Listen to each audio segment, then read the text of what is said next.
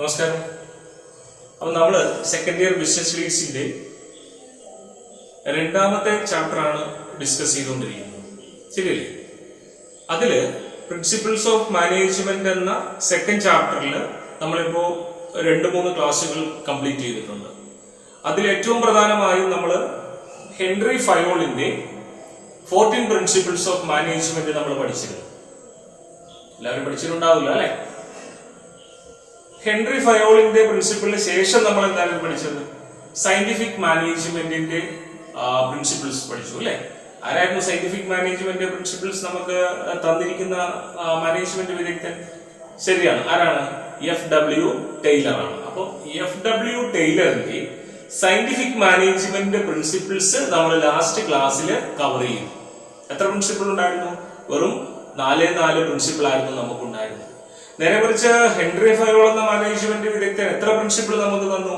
14 principle ആണ് തന്നത് ഇല്ലേ? അതിനെ നമ്മൾ വേറൊരു പേരും കൂടെ വിളിച്ചിരുന്നു. എന്തായിരുന്നു? 14 പ്രിൻസിപ്പിൾസ് ഓഫ് മാനേജ്മെന്റ് എന്നായിരുന്നു നമ്മൾ അതിനെ വിളിച്ചിരുന്നത്. ശരിയല്ലേ?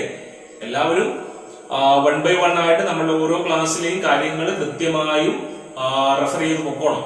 ഓക്കെ, എന്തെങ്കിലും ഡൗട്ടുകളൊക്കെ ഉണ്ടെങ്കിൽ നിങ്ങൾ ടീച്ചേഴ്സിന്റെ അടുത്ത് ചോദിച്ച് കൃത്യമായി പഠിച്ച് നമുക്ക് നല്ല മാർക്ക് സ്കോർ ചെയ്യണം, വേണ്ടേ? അപ്പൊ നമ്മള് ലാസ്റ്റ് ക്ലാസ്സിൽ പഠിച്ചു നിർത്തിയതിന്റെ കണ്ടിന്യൂവേഷൻ ആണ് ഇന്നത്തെ ക്ലാസ്സിൽ നമ്മൾ ഡിസ്കസ് ചെയ്യാനായിട്ട് ഉദ്ദേശിക്കുന്നത്. FW ടൈലറുടെ പ്രിൻസിപ്പിൾസ് ഓഫ് മാനേജ്മെന്റ്, അതിനെ നമ്മൾ വിളിച്ച പേര് സയന്റിഫിക് മാനേജ്മെന്റ് പ്രിൻസിപ്പിൾ. അപ്പൊ ഈ സയന്റിഫിക് മാനേജ്മെന്റ് പ്രിൻസിപ്പിൾസ് വർക്ക്ഔട്ട് ആകണമെങ്കിൽ അതിനെ സഹായിക്കുന്ന ഒരു അനുബന്ധ മെക്കാനിസം കൂടി നമുക്ക് ആവശ്യമുണ്ട്. ആരാ പറയുന്നേ? FW ടൈലർ പറയുകയാണ്. അപ്പൊ അതിനെ, ആ മെക്കാനിസത്തെ അദ്ദേഹം വിളിക്കുന്ന പേരാണ് ടെക്നിക്സ് ഓഫ് സയന്റിഫിക് മാനേജ്മെന്റ്. അപ്പൊ നമ്മളുടെ സയന്റിഫിക് മാനേജ്മെന്റ് പ്രിൻസിപ്പിൾസ് വർക്ക്ഔട്ട് ആകണമെങ്കിൽ എന്തുകൂടെ വേണമെന്നാണ് FW ടൈലർ പറയുന്നത്? Techniques of scientific management principles വേണം. അപ്പൊ ഏതൊക്കെയാണ് ഈ ടെക്നിക്സ്? എന്താണ് ടെക്നിക്സ്? ഇതാണ് നമ്മൾ ഇന്നത്തെ ക്ലാസ്സിൽ നോക്കാനായിട്ട് പോകുന്നത്. ഞാൻ ജസ്റ്റ് ബോർഡിൽ എഴുതിയിട്ടുണ്ട്, ഒന്ന് നോക്കാം നമുക്ക്. Techniques of scientific management. എന്താണ് techniques of scientific management? Techniques of scientific management as a mechanism. അപ്പോ ടെക്നിക്സ് ഓഫ് സയന്റിഫിക് മാനേജ്മെന്റ് എന്ന് പറയുന്നത് യഥാർത്ഥത്തിൽ എന്താണ്? ഒരു മെക്കാനിസമാണ്. എന്താണ് മെക്കാനിസം? നമുക്ക് വർക്ക് ചെയ്യണമെങ്കിൽ, മെഷീൻ വർക്ക് ചെയ്യണമെങ്കിൽ എന്ത് വേണം? ഈ പറയുന്ന കാര്യങ്ങൾ കമ്പൽസറി ആണ്. അപ്പോ നമ്മളുടെ സയന്റിഫിക് മാനേജ്മെന്റ് വർക്ക്ഔട്ട് ആകണമെങ്കിൽ ഈ പറയുന്ന മെക്കാനിസം ആവശ്യമാണ്. ഏത് പറയുന്ന? ഈ ടെക്നിക് ആകുന്ന മെക്കാനിസം. അപ്പോ techniques of scientific management as a mechanism by which the basic principles are applied in practice. അപ്പൊ നമ്മളുടെ ബേസിക് പ്രിൻസിപ്പിൾസ് പ്രാക്ടീസ് ആക്കണമെങ്കിൽ, പ്രാബല്യത്തിൽ കൊണ്ടുവരണമെങ്കിൽ FW ടൈലർ പറയുകയാണ് ആരെ ആവശ്യമുണ്ട്? കുറച്ച് ടെക്നിക്സുകൾ കൂടി നമുക്ക് ആവശ്യമുണ്ട്. ഏതൊക്കെയാണ് FW ടൈലറിന്റെ ടെക്നിക്സ്? നമുക്ക് 1 by 1 ആയിട്ട് ടെക്നിക്സ് ഓരോന്നും നമുക്ക് നോക്കാം. ഓക്കെ, എല്ലാവരും റെഡി ആണല്ലോ? അപ്പൊ എന്താണ് ടെക്നിക്സ് എന്ന് കിട്ടിയല്ലോ? ടെക്നിക്സ് എന്ന് പറഞ്ഞാൽ എന്താണ്? നമ്മളുടെ സയന്റിഫിക് മാനേജ്മെന്റ് പ്രിൻസിപ്പിൾസ് പ്രാക്ടീസിൽ വരുന്നതിന് വേണ്ടിയുള്ള മെക്കാനിസമാണ് എന്തെന്ന് പറയുന്നത്? Techniques of scientific management. Clear ആണല്ലോ? അപ്പൊ നമുക്ക് 1 by 1 ആയിട്ട് ഓരോ ടെക്നിക്സും ഏതൊക്കെയാണെന്ന് നോക്കാം. റെഡി? ഓക്കെ, അപ്പൊ നമ്മൾ പറഞ്ഞു നിർത്തിയിരിക്കുന്നത് ടെക്നിക്സ് ഓഫ് സയന്റിഫിക് മാനേജ്മെന്റ്. എന്തൊക്കെയാണ് ടെക്നിക്സ്? നമുക്ക് നോക്കാം. എല്ലാവരും ഒന്ന് സ്ക്രീനിൽ ഒന്ന് ശ്രദ്ധിച്ചേ. Techniques of scientific management may be broadly classified into 3. First one, standardization and simplification of work. എന്താണ് first one? Standardization and simplification of work. And second one, differential price wage system. And last one is functional foremanship. These are the 3 main techniques. First one, standardization and simplification of work. Second one, differential price wage system. And the last one, functional foremanship. ഇതില് standardisation and simplification of വർക്കില് 4 techniques കൂടി FW Taylor തരുന്നുണ്ട്. ഏതൊക്കെയാണ് 4 techniques? First one, method study. Another one, motion study. Next one, time study. And last one, fatigue study. അപ്പൊ these are the techniques of scientific management. ചുരുക്കി പറഞ്ഞാൽ നമുക്ക് പറയാം എത്രണ്ണം? 7 techniques ആണ് പ്രധാനമായും FW ടൈലർ തന്നിരിക്കുന്നത്. ഏതൊക്കെയാണ് 7 എണ്ണം? മെയിൻ ആയിട്ട് വരുന്ന 3 എണ്ണം, പിന്നെ സബ് 4 എണ്ണം കൂടെ നമ്മൾ പറഞ്ഞു. ടോട്ടൽ ഓവറോൾ നോക്കുമ്പോൾ 7 ടെക്നിക്സ് ആണ് ആര് തന്നിരിക്കുന്നത്? FW ടൈലർ നമുക്ക് ടെക്നിക്സ് ഓഫ് സയന്റിഫിക് മാനേജ്മെന്റ് ആയിട്ട് തന്നിരിക്കുന്നത്. ഓക്കെ, ദെൻ നമ്മള് ഫസ്റ്റ് ടെക്നിക്കിലേക്ക് വരികയാണ്. അപ്പോൾ സയന്റിഫിക് മാനേജ്മെന്റ് ടെക്നിക്സ് എത്ര എണ്ണം ഉണ്ട്? ഓവറോൾ 7 ടെക്നിക്സ് ആണുള്ളത്. ഇതിലെ ഫസ്റ്റ് വൺ എന്തായിരുന്നു? നമ്മൾ പറഞ്ഞു കഴിഞ്ഞു. എന്താണ്? Standardisation and simplification of work. ശരിയല്ലേ? ഒന്നാമത്തെ ടെക്നിക്ക് എന്താണ്? Standardisation and simplification of work. എന്താണ് സ്റ്റാൻഡേർഡൈസേഷൻ, എന്താണ് സിംപ്ലിഫിക്കേഷൻ ഓഫ് വർക്ക്? ഇതല്ലേ നമുക്ക് ആദ്യം നോക്കേണ്ടത്. എന്താണ് സ്റ്റാൻഡേർഡൈസേഷൻ? ഇതെവിടെ എഴുതിയിട്ടുണ്ട്? Standardisation is the process of setting standards for every business activity. അപ്പോ നമ്മുടെ ബിസിനസ് സ്ഥാപനത്തിലെ ഏതൊരു ആക്ടിവിറ്റിക്കും നമ്മൾ എന്ത് ചെയ്യുന്നു? ഒരു നിശ്ചിത സ്റ്റാൻഡേർഡ് കൽപ്പിക്കുകയാണ്. അപ്പോൾ ഒരു നിശ്ചിത സ്റ്റാൻഡേർഡ് കൽപ്പിച്ച് ബിസിനസ് ആക്ടിവിറ്റികൾ ചെയ്തു പോയാൽ അതിനെയാണ് നമ്മൾ എന്ത് വിളിക്കുന്നത്? സ്റ്റാൻഡേർഡൈസേഷൻ. അപ്പൊ ഏതൊരു ആക്ടിവിറ്റിക്കും എന്തുണ്ടാകും? നിശ്ചിത ഗുണനിലവാരം ഉണ്ടായിരിക്കും. അപ്പൊ മോശമായ ആക്ടിവിറ്റികളൊന്നും പിന്നെ സ്ഥാപനത്തിൽ ഉണ്ടാകില്ല. അപ്പൊ ഗുണനിലവാരം ഉറപ്പുവരുത്തുന്നതിന് വേണ്ടിയാണ് ഏത് നമ്മൾ കൊണ്ടുവരുന്നത്? സ്റ്റാൻഡേർഡൈസേഷൻ കൊണ്ടുവരുന്നത്. എന്താണ് standardisation? Standardisation is the process of setting standards for every business activity. ഏതെങ്കിലും ഒരു ആക്ടിവിറ്റിക്കല്ല, എല്ലാ ആക്ടിവിറ്റികൾക്കും നമ്മൾ എന്ത് നടപ്പാക്കും? സ്റ്റാൻഡേർഡ്സ് നടപ്പാക്കും. അതാണ് സ്റ്റാൻഡേർഡൈസേഷൻ എന്ന ടെക്നിക്ക് കൊണ്ട് ആരുദ്ദേശിക്കുന്നത്? FW ടൈലർ ഉദ്ദേശിക്കുന്നത്. ആൻഡ് ഒരു ടെക്നിക്ക് കൂടെ അതിൽ കൂടെ പറയുന്നു. ആരാണ്? Simplification of work. നമ്മളുടെ സ്ഥാപനത്തിലെ ബിസിനസ് സ്ഥാപനത്തിലെ വർക്ക് നമുക്ക് എന്ത് ചെയ്യണം? സിംപ്ലിഫൈ ചെയ്യണം, വളരെ ഈസി ആക്കി മാറ്റണം. ഇങ്ങനെ ഈസി ആക്കണമെങ്കിൽ എന്ത് ചെയ്യണം? കുറച്ച് ടെക്നിക്കുകൾ നിങ്ങൾ ചെയ്താൽ മതി. അദ്ദേഹം 4 ടെക്നിക്ക് നമുക്ക് തരുന്നുണ്ട്. ഒന്നാമത്തെ ടെക്നിക്കിന്റെ പേരാണ് നമ്മൾ പറഞ്ഞു കഴിഞ്ഞതാണ്. ഏതാണ്? Method study. രണ്ടാമത്തേത് motion study. Third one time study. And last one fatigue study. എന്താണ് ഇതിന്റെയൊക്കെ മലയാളം? ഒന്നാമത്തേത് മെത്തേഡ് സ്റ്റഡി. എന്താ മെത്തേഡ് സ്റ്റഡിയുടെ മലയാളം? രീതിയാണ് പഠിക്കുന്നത്. അപ്പൊ രീതി പഠനം. രണ്ടാമത്തേത് മെത്തേഡ് സ്റ്റഡി, മോഷൻ സ്റ്റഡി. എന്താണ് മോഷൻ? ചലന പഠനം. ആരാ ചലിക്കുന്നത്? അവിടെ പലരുണ്ടാവും അല്ലെ? എംപ്ലോയീസ് ഉണ്ടാവും, മെഷീനറി ഉണ്ടാവും, എല്ലാവരും ഉണ്ടാവും. നമുക്ക് ആ ഡീറ്റെയിൽസിലേക്ക് വരാം. അപ്പോ മോഷൻ സ്റ്റഡി, അവിടെ ചലനത്തെ കുറിച്ച് നമ്മൾ പഠിക്കുന്നുണ്ട്. തേർഡ് ടെക്നിക്കിന്റെ പേരാണ് ഏത്? Time study. എന്ത് ചെയ്യണം? സമയത്തെ കുറിച്ച് നമ്മൾ പഠിക്കണം. Last one fatigue study. തുടർച്ചയായി എംപ്ലോയീസ് വർക്ക് ചെയ്തുകൊണ്ടിരുന്നാൽ അവർക്ക് എന്തുണ്ടാകും? ക്ഷീണം ഉണ്ടാകും. അപ്പൊ ഫാറ്റീഗ് മീൻസ്. അപ്പൊ ഒന്നുകൂടെ ഒന്ന് നോക്കി നമുക്ക് അവസാനിപ്പിക്കാം. എന്തൊക്കെയാണ്? സ്റ്റാൻഡേർഡൈസേഷൻ ആൻഡ് സിംപ്ലിഫിക്കേഷൻ ഓഫ് വർക്കില് സ്റ്റാൻഡേർഡൈസേഷൻ എന്താണെന്ന് നമ്മൾ ആദ്യം സൂചിപ്പിക്കണം. അതിനുശേഷം വർക്ക് സിംപ്ലിഫൈ ചെയ്യാനായിട്ട് നമുക്ക് എന്തൊക്കെ നടപ്പിൽ വരുത്താം. എന്താണ് സ്റ്റാൻഡേർഡൈസേഷൻ? സ്റ്റാൻഡേർഡ്. ബിസിനസ് ആക്ടിവിറ്റികൾക്ക് സ്റ്റാൻഡേർഡ് കൊണ്ടുവരുന്ന പ്രോസസ്സിനെ വിളിക്കുന്ന പേരാണ് സ്റ്റാൻഡേർഡൈസേഷൻ. ദെൻ വർക്ക് സിംപ്ലിഫൈ ചെയ്യാൻ എന്ത് ചെയ്യണമെന്ന് FW ടൈലർ പറയുന്നത്? 4 ടെക്നിക്കുകൾ നിങ്ങൾ അഡോപ്റ്റ് ചെയ്യൂ. എന്നിട്ട് അദ്ദേഹം ഏത് പറയുന്നു? ഒന്ന് മെത്തേഡ് സ്റ്റഡി, നമ്മൾ രീതികളെ കുറിച്ച് പഠിക്കണം. മോഷൻ സ്റ്റഡി, ചലനങ്ങളെ കുറിച്ച് പഠിക്കണം. ടൈം സ്റ്റഡി, നമ്മൾ സമയത്തെ കുറിച്ച് പഠിക്കണം. ലാസ്റ്റ് ഫാറ്റീഗ് സ്റ്റഡി, ക്ഷീണത്തെ കുറിച്ച് നമ്മൾ എന്ത് ചെയ്യണം? പഠനം നടത്തണം. These are the explanations of first technique. The technique is standardization and simplification of work. Clear?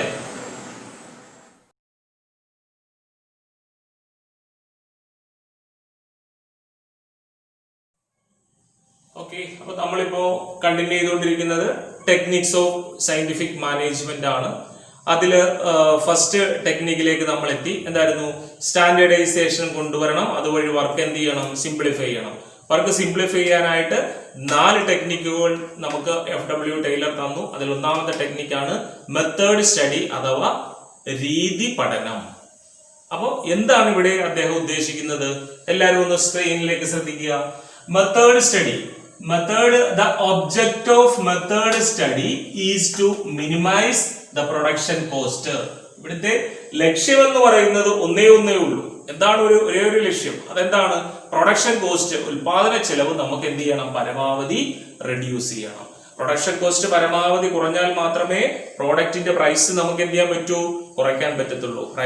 പ്രോഡക്റ്റിന്റെ price കുറഞ്ഞാലേ നമുക്ക് എന്ത് ചെയ്യത്തുള്ളൂ, കൂടുതൽ സെയിൽസ് നടക്കത്തുള്ളൂ. സെയിൽസ് കൂടുതൽ നടന്നാലേ നമുക്ക് എന്ത് കിട്ടത്തുള്ളൂ, പ്രോഫിറ്റ് കൂടുതൽ കിട്ടത്തുള്ളൂ. അപ്പൊ ആ ഒരു ടെക്നിക്കാണ് ഇവിടെ നമുക്ക് ടൈലർ പറഞ്ഞു തരുന്നത്. എന്താണ് അദ്ദേഹം പറഞ്ഞിരിക്കുന്നത്, പ്രൊഡക്ഷൻ കോസ്റ്റ് എന്ത് ചെയ്യണം, പരമാവധി റെഡ്യൂസ് ചെയ്യണം. അതിന് എന്തൊക്കെ മെത്തേഡുകളാണ് അദ്ദേഹം പറയുന്നത്, എന്തൊക്കെയാണ് അവിടെ നമ്മൾ ചെയ്യേണ്ടത്. പ്ലാന്റ് ലേഔട്ട്, നമ്മളുടെ ബിൽഡിങ്ങും അതിന്റെ പ്ലാന്റിന്റെ ഒക്കെ ലേഔട്ട് നമ്മൾ എന്ത് ചെയ്യണം, സ്റ്റഡി ചെയ്യണം. പിന്നെന്താണ്, ഡിസൈൻ ഓഫ് പ്രോഡക്റ്റ്, നമ്മുടെ പ്രോഡക്റ്റിന്റെ ഉൽപ്പന്നത്തിന്റെ ഡിസൈൻ നമ്മൾ എന്ത് ചെയ്യണം, നല്ല രീതിയിൽ പ്ലാൻ ചെയ്ത് വേണം പ്രൊഡക്ഷൻ നടത്താനായിട്ട്. പിന്നെന്താ, മെറ്റീരിയൽ ഹാൻഡ്ലിംഗ്, ചുമ്മാതെ നമ്മൾ റോ മെറ്റീരിയൽസ് വാങ്ങി ഉപയോഗിച്ചുകൊണ്ടിരുന്നാൽ പോരാ. എന്ത് ചെയ്യണം, ആ റോ മെറ്റീരിയൽസ് വാങ്ങുന്നതും ഹാൻഡിൽ ചെയ്യുന്നത് എങ്ങനെയായിരിക്കണം, വളരെ സിസ്റ്റമാറ്റിക്കൽ ആയിരിക്കണം. അപ്പോ മെറ്റീരിയൽ ഹാൻഡ്ലിംഗ് ശ്രദ്ധിക്കണം. പിന്നെന്താണ്, പ്രൊഡക്ഷൻ. അപ്പൊ ഇതെല്ലാം കഴിഞ്ഞാൽ നമ്മൾ ഉൽപാദനത്തിലേക്ക് വരും. അപ്പൊ പ്രൊഡക്ഷൻ നമ്മൾ എന്ത് ചെയ്യണം, വളരെയധികം ശ്രദ്ധിക്കേണ്ടതുണ്ട്. ദെൻ ട്രാൻസ്പോർട്ടേഷൻ, സാധനങ്ങൾ പ്രൊഡക്ഷൻ നടത്തി ഉൽപ്പാദിപ്പിച്ചു കഴിഞ്ഞാൽ നമ്മൾ അത് എന്ത് ചെയ്യും, പാക്ക് ചെയ്ത ശേഷം എങ്ങോട്ട്, വാഹനത്തിൽ കയറ്റി വിദൂര സ്ഥലങ്ങളിലേക്കൊക്കെ സെയിൽസിന് വേണ്ടി അയക്കണം. അപ്പൊ ട്രാൻസ്പോർട്ടേഷൻ നമ്മൾ ശ്രദ്ധിക്കേണ്ട ഒരു ഏരിയ ആണ്. മറ്റൊന്ന്, സ്റ്റോറേജ് ഓഫ് മെറ്റീരിയൽ. അപ്പോ ട്രാൻസ്പോർട്ടേഷൻ നടത്തി ബാലൻസ് വരുന്ന സാധനങ്ങൾ നമ്മൾ എങ്ങോട്ട് വിടണം, ഗോഡൌണിലേക്ക് വിടേണ്ടി വരും, ഇല്ലേ? ആ ഗോഡൌണിൽ നമ്മൾ സാധനങ്ങൾ സുരക്ഷിതമായി എന്ത് ചെയ്യണം, അടുക്കും ചിട്ടയോടും കൂടി അടുക്കി സൂക്ഷിക്കേണ്ടി വരും. അപ്പൊ ഈ പറയുന്ന മെത്തേഡുകളെല്ലാമാണ് ഏതിലൂടെ, മെത്തേഡ് സ്റ്റഡി എന്ന ടെക്നിക്കിലൂടെ ആരുദ്ദേശിക്കുന്നത്, നമ്മളുടെ FW ടൈലർ ഉദ്ദേശിക്കുന്നത്. അപ്പോ the object of method study is to reduce the production cost. അപ്പൊ എങ്ങനെ പ്രൊഡക്ഷൻ കോസ്റ്റ് കുറക്കാം, ഇതാണ് ഇവിടുത്തെ പ്രധാന വിഷയം. ഇതാണ് നമുക്ക് ആര് ചൂണ്ടിക്കാണിക്കുന്നത്, നമ്മളുടെ FW ടൈലർ ചൂണ്ടിക്കാണിക്കുന്നത്. ക്ലിയർ ആണല്ലോ. അതിന് എന്തൊക്കെ ചെയ്യണമെന്നാണ് അദ്ദേഹം പറഞ്ഞത്, നമ്മൾ പ്ലാന്റിന്റെ ലേഔട്ട് ശ്രദ്ധിക്കണം, ഡിസൈൻ ഓഫ് ദ പ്രോഡക്റ്റ് ശ്രദ്ധിക്കണം, മെറ്റീരിയൽസ്, ഏത് മെറ്റീരിയൽസ്, റോ മെറ്റീരിയൽസ് ഹാൻഡിൽ ചെയ്യുന്നത് ശ്രദ്ധിക്കണം, പ്രൊഡക്ഷൻ ശ്രദ്ധിക്കണം, ഉൽപാദനം ശ്രദ്ധിക്കണം. പിന്നെ എന്താണ്, ട്രാൻസ്പോർട്ട് ചെയ്യുന്നതും അതുപോലെ തന്നെ ബാലൻസ് സാധനങ്ങൾ സൂക്ഷിച്ചു വെക്കുന്നത്, സ്റ്റോറേജ് എല്ലാം എന്ത് ചെയ്യണം, വളരെ ശ്രദ്ധയോടുകൂടി. ആ രീതികളെല്ലാം വളരെ ശ്രദ്ധയോടെ പഠിക്കുന്നതിനെയാണ് ഏത് സ്റ്റഡി കൊണ്ട്, മെത്തേഡ് സ്റ്റഡിയിലൂടെ FW ടൈലർ ഉദ്ദേശിക്കുന്നത്. ക്ലിയർ ആണല്ലോ. ഓക്കെ.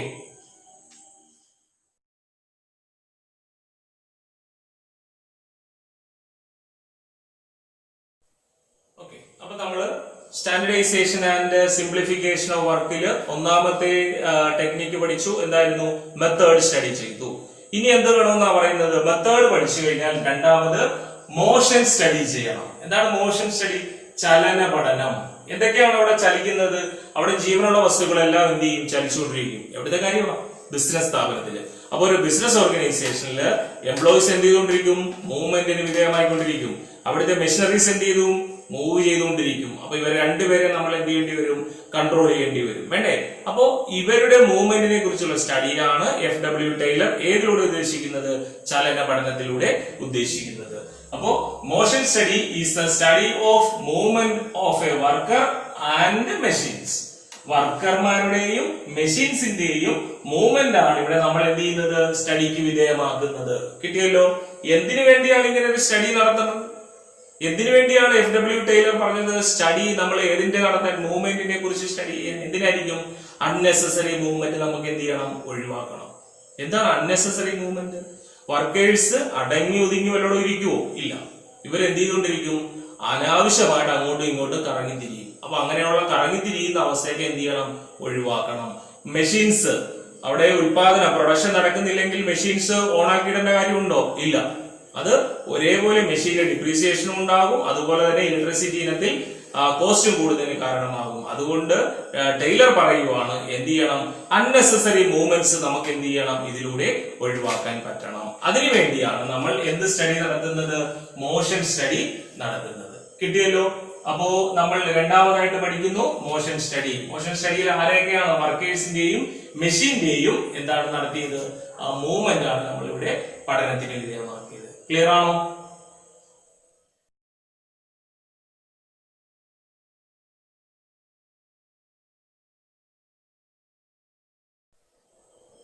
ഓക്കെ. അപ്പൊ നമ്മള് first standardisation and simplification of വർക്കില് മെത്തേഡ് സ്റ്റഡി ചെയ്തു. പിന്നെ എന്ത് ചെയ്തു? നമ്മള് മോഷൻ സ്റ്റഡി ചെയ്തു ഇല്ലേ? നെക്സ്റ്റ് നമ്മൾ വരാൻ പോകുന്നത് ടൈം ആണ് നമ്മൾ സ്റ്റഡിക്ക് വിധേയമാക്കുന്നത്. അപ്പോൾ ടെക്നിക്കിന്റെ പേര് ടൈം സ്റ്റഡി. എന്താണ്? സമയ പഠനമാണ്. ഇവിടെ നമ്മൾ എന്താ ചെയ്യുന്നത്? Under this studying the time required for completing A work. ഇവിടെ എന്താ ചെയ്യുന്നത്? നമ്മൾ ഒരു വർക്ക് കംപ്ലീറ്റ് ചെയ്യുന്നതിന് വേണ്ട ടൈമാണ് നമ്മൾ എന്ത് ചെയ്യുന്നത്? സ്റ്റഡിക്ക് വിധേയമാക്കുന്നത്. എന്തിനു വേണ്ടിയായിരിക്കും? ഒരു ആവറേജ് വർക്കർ ഒരു പർട്ടിക്കുലർ വർക്ക് ചെയ്ത് കംപ്ലീറ്റ് ചെയ്യാനായിട്ട് എത്ര സമയം എടുക്കുന്നുണ്ട് അത് നമ്മൾ എന്ത് ചെയ്യും? കാൽക്കുലേറ്റ് ചെയ്യുന്നു, സ്റ്റഡി ചെയ്യുന്നു. എന്തിനു വേണ്ടിയിട്ടാ? മറ്റു വർക്കേഴ്സിനെ അത് വെച്ചുകൊണ്ട് നമുക്ക് എന്ത് ചെയ്യണം? കൺട്രോൾ ചെയ്യണം, വേണ്ടേ? അപ്പൊ അതിനു വേണ്ടിയിട്ടാണ് നമ്മൾ എന്ത് ചെയ്യുന്നത്? ടൈം സ്റ്റഡി ചെയ്യുന്നത്. അപ്പൊ time study is the study of time required for completing A work. ഒരു വർക്ക് കംപ്ലീറ്റ് ചെയ്യാൻ ആവശ്യമായ സമയമാണ് നമ്മൾ ഇവിടെ എന്ത് ചെയ്യുന്നത്? പഠന വിധേയമാക്കുന്നത്. എന്തിനു വേണ്ടിയായിരിക്കും ഇതൊക്കെ ചെയ്യുന്നത്? അതിന്റെ ഒബ്ജക്റ്റ് എന്താണ്? ഇവിടെ ഞാൻ കുറിച്ച് വെച്ചിട്ടുണ്ട്. എന്താണ് ഇതിന്റെ ഒബ്ജക്റ്റ്? എന്തിനു വേണ്ടിയാണ്? Fixing standard time for a work. ഒരു ജോലിക്ക് എത്രമാത്രം സമയമാണ് വേണ്ടത് അതിനെന്ത് ചെയ്യാൻ പറ്റും? ഒരു സ്റ്റാൻഡേർഡ് ടൈം സെറ്റ് ചെയ്ത് കൊടുക്കാൻ പറ്റും. അപ്പൊ the main object is to set a standard time for a work. ഒരു വർക്കിന് ഒരു സ്റ്റാൻഡേർഡ് ടൈം എന്ത് ചെയ്യാൻ പറ്റും? സെറ്റ് ചെയ്ത് കൊടുക്കാൻ പറ്റും. അതുപോലെ തന്നെ അങ്ങനെ വർക്ക് സ്റ്റാൻഡേർഡ് ടൈം ഒക്കെ സെറ്റ് ചെയ്ത് കൊടുത്താൽ നമുക്ക് വർക്കേഴ്സിന്റെ എന്ത് ചെയ്യാൻ പറ്റും? അവരുടെ എഫിഷ്യൻസി നമുക്ക് എന്ത് ചെയ്യാൻ പറ്റും? ഇൻക്രീസ് ചെയ്യാൻ പറ്റും. അപ്പോ ടൈം സ്റ്റഡിയിലൂടെ നമുക്ക് കിട്ടിയ ഒരു ഉപോൽപ്പന്നമാണ് വർക്കേഴ്സിന്റെ എഫിഷ്യൻസി എന്ത് ചെയ്യാൻ പറ്റും? ഇൻക്രീസ് ചെയ്യാനായിട്ട് പറ്റും. അപ്പൊ കാര്യങ്ങൾ ക്ലിയർ ആയല്ലോ? നെക്സ്റ്റ് ടെക്നിക്കാണ് ടൈം സ്റ്റഡി. ഇവിടെ നമ്മൾ ടൈമാണ് സ്റ്റഡി ചെയ്തത്. എന്തിനു വേണ്ടിയിട്ടാണ് ചെയ്തത്? സ്റ്റാൻഡേർഡ് ടൈം സെറ്റ് ചെയ്ത് കൊടുക്കാൻ വേണ്ടിയിട്ട്. അങ്ങനെ സെറ്റ് ചെയ്ത് കൊടുത്താൽ നമുക്ക് എന്ത് പ്രയോജനം? നമ്മളുടെ എഫിഷ്യൻസി നമുക്ക് എന്ത് ചെയ്യാൻ പറ്റും? ഇൻക്രീസ് ചെയ്യാനായിട്ട് സാധിക്കും. ക്ലിയർ ആണല്ലോ? ഓക്കെ.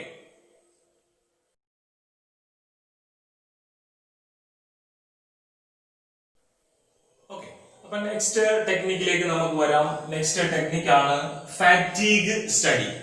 ഫാറ്റീഗ് എന്ന് പറഞ്ഞാൽ അതിന്റെ മലയാളം നമ്മൾ തൊട്ട് മുമ്പ് പറഞ്ഞു കഴിഞ്ഞു. എന്താണ്? ക്ഷീണമാണ്. അപ്പൊ ഫാറ്റീഗ് സ്റ്റഡിയിലൂടെ FW ടൈലർ എന്തിനെ കുറിച്ചായിരിക്കും പറയുന്നത്? ക്ഷീണമാണ് പഠന വിധേയമാക്കാവുന്നത്. ആരുടെ ക്ഷീണം?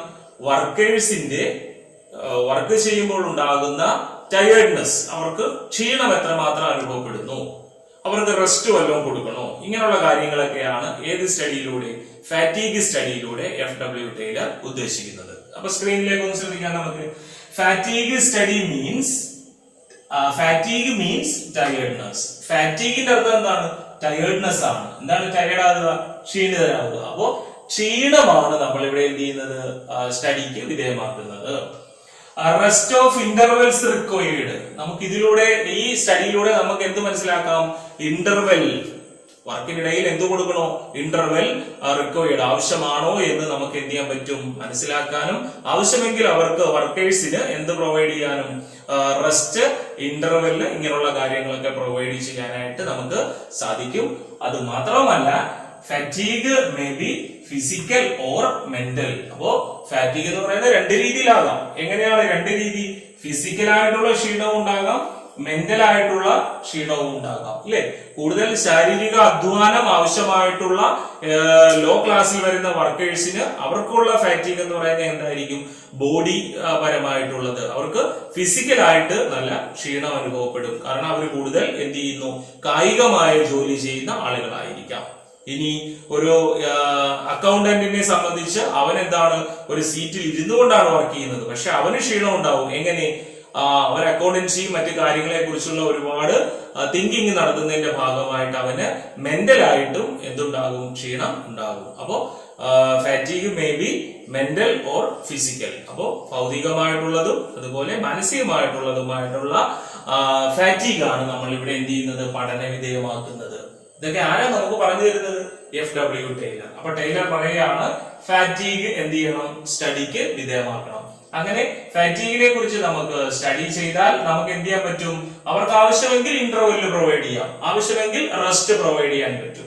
അപ്പോ ഫാറ്റീഗ് ഏതൊക്കെ തരത്തിലാകാം? രണ്ട് തരത്തിലാകാം. ഏതൊക്കെയാണ്? ഫിസിക്കൽ ആയിട്ടുള്ളതുമാകാം, അതുപോലെ തന്നെ പിന്നെന്താണ് മെന്റൽ ആയിട്ടുള്ളതുമാകാം. ക്ലിയർ ആണല്ലോ? ഓക്കെ.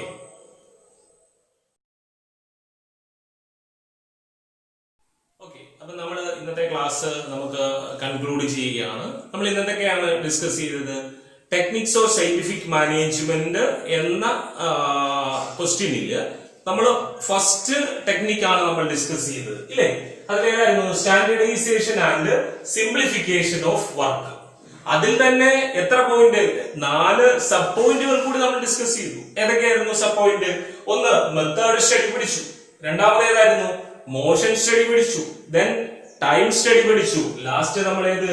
ഫാറ്റീഗ് സ്റ്റഡി ചെയ്തു. അപ്പോ ഓവറോൾ 4 സബ്, ഒരു മെയിൻ, അങ്ങനെ മൊത്തം എത്ര ഉണ്ട് നമ്മൾ കവർ ചെയ്ത് കഴിഞ്ഞിട്ടുണ്ട്. ഇതുവരെയുള്ള എല്ലാം ക്ലിയർ ആണല്ലോ? അങ്ങനെയാണെങ്കിൽ നമുക്ക് അതിന്റെ കണ്ടിന്യൂവേഷൻ തൊട്ടടുത്ത ക്ലാസ്സിൽ ഡിസ്കസ് ചെയ്യാം. അപ്പൊ എല്ലാവരും കൃത്യമായും ക്ലാസ് കേട്ട് നോട്ട്സ് ഒക്കെ റെഡിയാക്കി കൃത്യമായി പഠിക്കണം. Okay, thank you.